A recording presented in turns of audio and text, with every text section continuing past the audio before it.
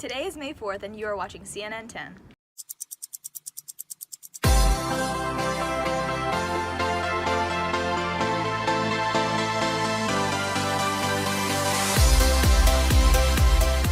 I'm Amanee and today we will be venturing across the globe to Zimbabwe to see Kendrick and his story on the 10 barriers to education around the world.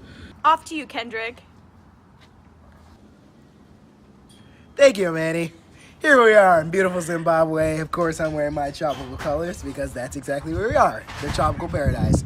And today we're going to discuss the 10 barriers to education. First off, we have a lack of funding in schools. In nations like Cameroon and Niger, you have lower funding. So a lot of schools can't necessarily get all the resources they need to get for the students. You see these leaves? Kids have to write on these leaves. Would you want to write on these leaves if you were in school? No, you want paper. You want trees being used to get paper. All right? That's all I'm saying. Number 2, teachers are not being trained. You have a bunch of people who are off the street. Joe Mabundu, a bunch of his friends, are off of the street, and they are teaching your children how to be students. They don't even know how to spell some of these words, yet they're up in front of a classroom? Come on now, you can't judge a kid when you can't even spell the things that you're asking them to spell. Get it in check. Number 3, you have no classroom. Now I'm sitting here and I have a classroom in my school. I'm doing my thing, but you have kids out here who are sitting in the middle of a field, in a desert. They're sweating, their armpits stink, and you have them in school? This is a school. Number 4, you have a lack of learning materials. Like I said, you're writing on leaves, all right, your pencils are your dirty nails. You can't have that. You need to have the correct gear to teach your students. Number 5, the exclusion of children with disabilities. Around 93 million children in the world with disabilities are excluded from classrooms and classroom settings. They go into school every day, deserving an education equal to every other student without disabilities, yet they don't receive one. They're kicked over to the side, they're told to go play in the dirt, play with dry bushes right over there, as you can see. That bush has not been watered in about 8 months, and I'm not even gonna try to call that out, but they can't play with that. Get these kids a classroom and get these kids a proper protection. You see this? It's not even accepting the water I'm giving it. And this is what you add these kids with disabilities to chill next to? It's just not right. Number 6, being the wrong gender. 1 in every 10 females in Ethiopia, Nigeria, or most of the countries that are surrounded in Midwestern Africa. Most of those females are not allowed to go to school. Almost all of them are. And do you realize why?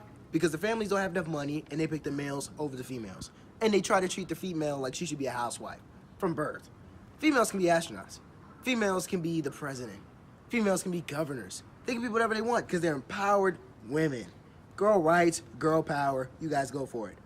The gender shouldn't matter. Number 7, a country in conflict. Currently, you have multiple countries that are fighting the government with these radical Muslims or radical any religion that are fighting the government right now, such as ISIS, Al-Qaeda, and they're starting problems with the government. Therefore, if you're in the wrong zone at the wrong time, you could be a student writing your math problems and get shot in the head. Can you believe that? Shot in the head. Could you imagine? I'm out here solving the Pythagorean theorem. I don't worry about an AK-47 shooting me in my I apologize for the language, Miss Gordon, but I'm being serious. This is what we can't worry about. Number 8, this is from home to school. Each morning, these kids are waking up at 3 in the morning, walking 15 miles just to get to the local elementary, middle, or high school. That houses probably around 1,000 kids in a small area, very small area. These schools need to be built in bundles so that they can be around these children and closer and more accessible to the kids who are staying at home. I don't want to have to wake up at 3 in the morning. You don't want to have to wake up at 3 in the morning.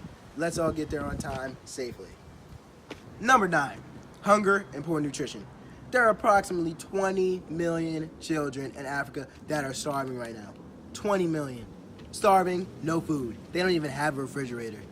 I'm saying that we need to get these kids the proper nutrition. Now I understand that we have government drops, and we've had the U.S. currently do some government drops all across Africa. But let's get on this right now, all right? They need to have food there, farms, have things being raised and cultured so that they can have the right food.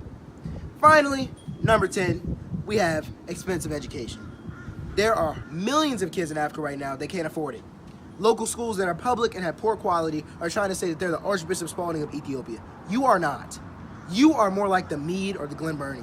You don't have the resources. Your teachers are poor, your bathrooms stink, and you don't even mop your floors because you don't have water to mop your floors. So there's no reason that you should tell me it should be expensive for it to have a kid in Ethiopia go to school. That's inappropriate and that's not necessary. My name is Kendrick Bowser. Thank you for tuning in today with the 10 barriers to education. Back to you, Amanee. Thank you, Kendrick. Now back to the States at the YouTube headquarters, where Ciara Johnston will be talking about the most recent YouTube shooting. It's for the HQ. Thank you, Amanee. Yet another shooting has happened. This time, it took place at the YouTube headquarters in San Bruno, California. The shooter, Nasim Najati Akadam, shot 3 people before taking her own life.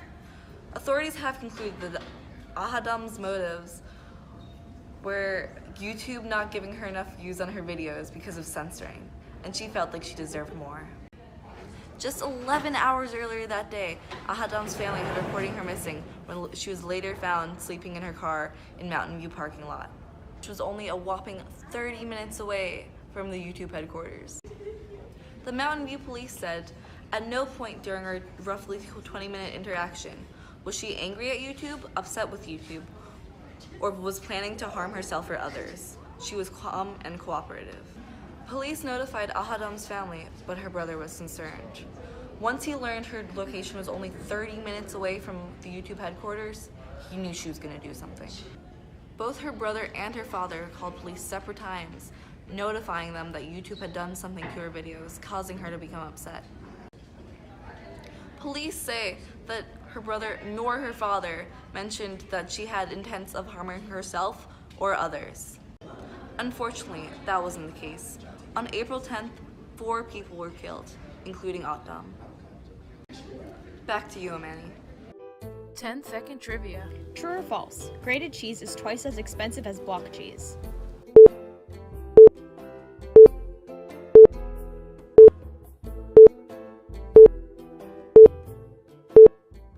Correct answer is true. To shred cheese, you have to add an extra labor cost, which is very expensive.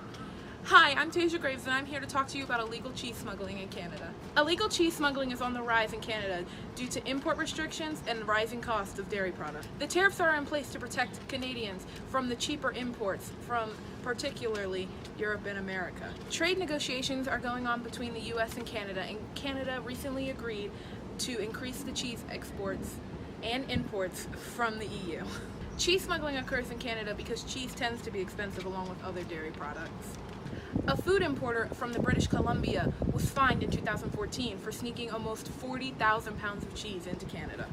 US and Canadian law enforcement uncovered a scheme in which thousands of pounds of cheap American cheese was being imported to be served in restaurants.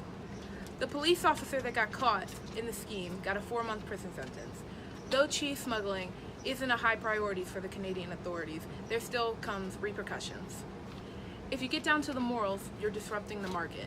But in the long run, I guess there are worse things that you could be doing. Back to you, Amanee. Got through Border Patrol and went well. Was it too cheesy? I gotta make cheddar somehow. I guess you fit the mold. Gotta take the Gouda with the bed. I heard the feds were a real monster. I got grilled at the Border Control, had a meltdown. Sounds like you got shredded. I did. Won't do that again for a while. Don't work too hard. It can be grating. A job is a job anyway you slice it. Very positive. That's a good craft. Okay, it's a wrap. I'm fed up with this. It's cool. We can end. It's not your thing. This has been CNN 10 with Amanee Fadula and the rest of the gang. Thank you, Craig. Pause. Thank you, Kendrick. My name is Ken Crendon. In 3, 2. Thank you for You're not watching. supposed to say why. Okay, it's a wrap. I'm fed up with this. Okay, we can end. It's not your thing. Okay, it's a wrap. I'm fed up with this. Okay, we can end. It's not your thing. Are you gonna read the rest? This has been Amanee.